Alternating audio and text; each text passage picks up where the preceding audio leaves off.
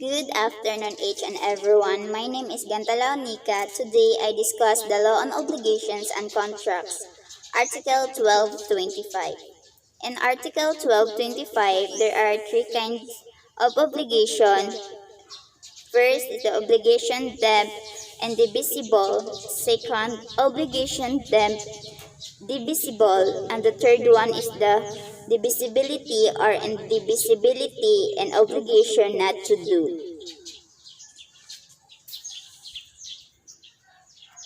For the purpose of the preceding articles, obligation to give definite things and those which are not susceptible of partial performance shall be deemed to be indivisible.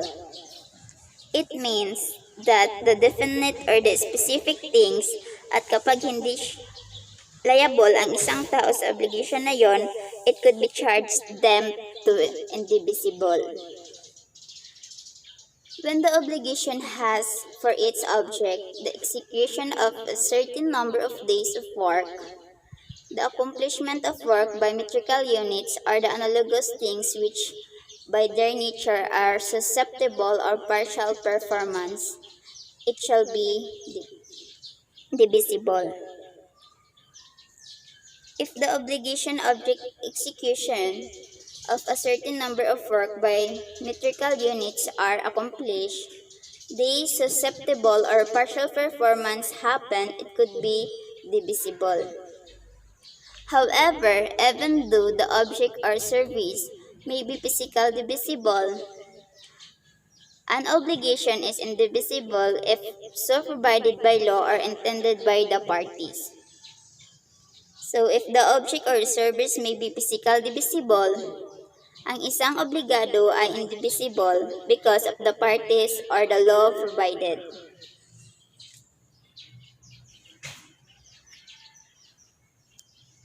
An obligation not to do, divisibility or indivisibility shall be determined by the character of the prestation in each particular case. And we proceed the first types of obligation, which is the obligation deemed indivisible. The above lays down the general rule of determining the divisibility or indivisibility of an obligation has been seen. However, the purpose of the obligation is to control circumstances.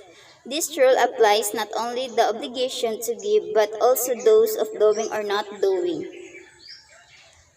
In this obligation deemed invisible, may mga bagay na hindi pwedeng mahati because they have the rules that we need to follow, but only to the obligation also those are don'ts.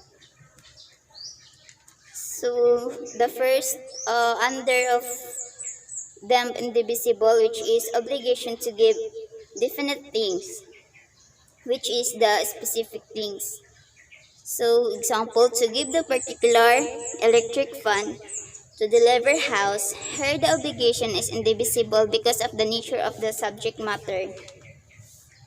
So, because of the word definite, which is specific, so the things that mentioned there is the electric fan.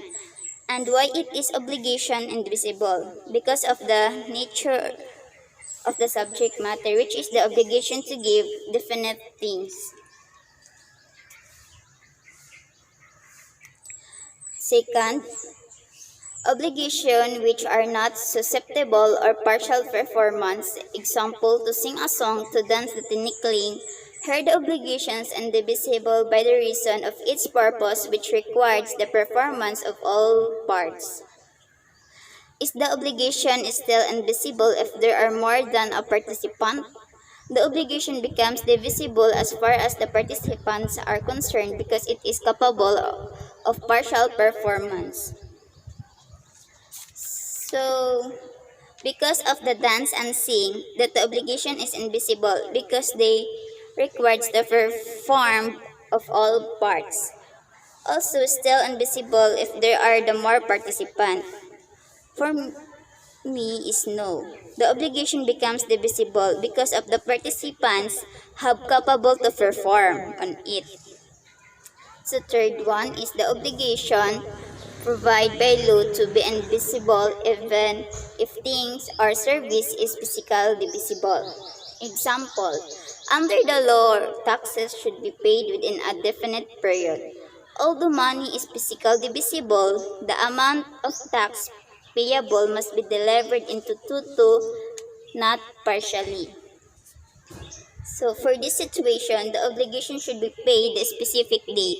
Even though money is divisible but the obligation is indivisible, they need pay not partially. So the fourth one, obligation intended by the parties to be indivisible, even things or service is physically divisible. Example, the obligation of D to give 1,000 to C on a certain date. Money is physically divisible, but the clear intention here is for D to deliver 1,000 at one time and as a whole. Suppose there are two debtors, D and E. Is the obligation still indivisible? The obligation becomes divisible as far as D and E are concerned because the delivery of 1,000 can be done in parts. Like D is have 500 and 500 by E. However, as far as C is concerned, the obligation remains indivisible because its performance cannot be done in parts.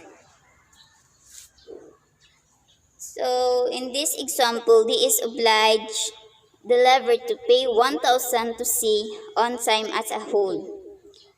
Because the most important is to deliver the 1,000 to E and D, but obligation remains invisible because its performance cannot be done in one part.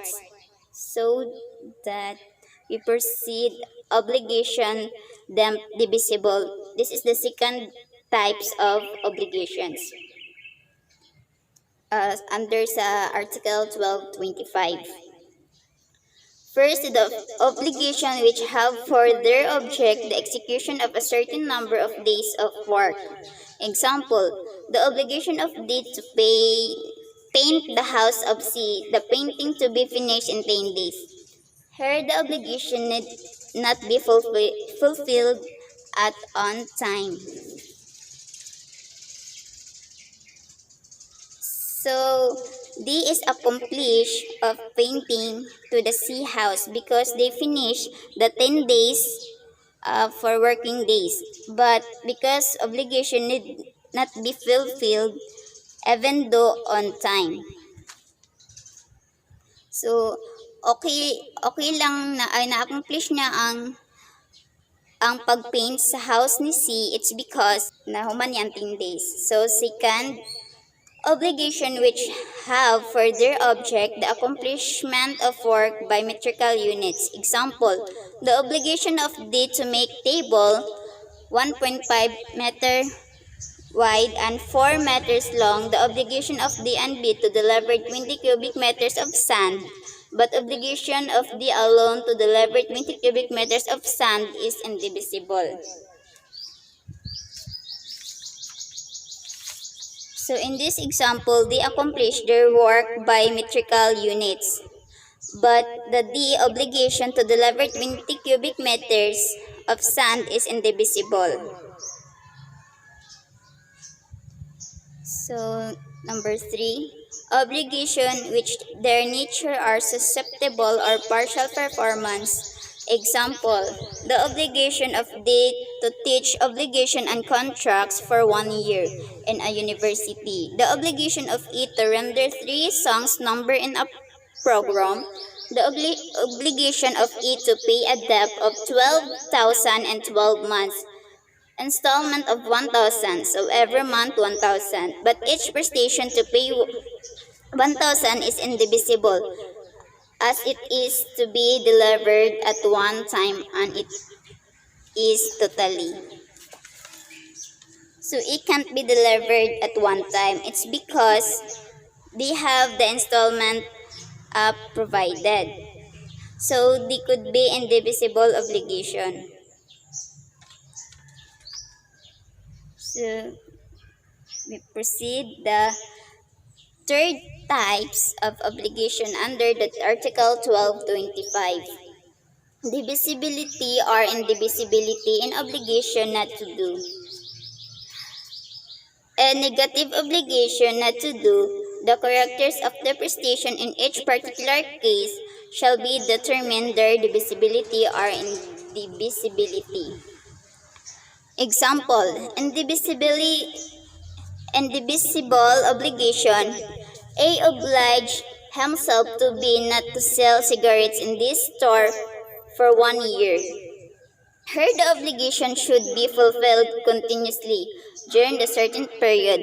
So, continue na nabuhat ni A ang pagsunod sa dili pagtinda og cigarettes in 1 year. So, dito sa 2, divisible obligation, if the obligation of A is not to sell cigarettes in his store only during Sundays and holidays, the obligation is divisible because of the forbearance is not continuous. So, dito sa divisible obligation, si A is nagatinda siya ng cigarettes during Sundays and holidays. So, hindi niya nasunod yung obligation niya na hindi magtitinda ng cigarettes sa loob ng 1 taon. So, it is divisible obligation. So, obligation not to do and not to do are generally indivisible. Obligation to do is stated in paragraph 2 of Article 1225 are divisible. So, the end, and thank you, and God bless us all.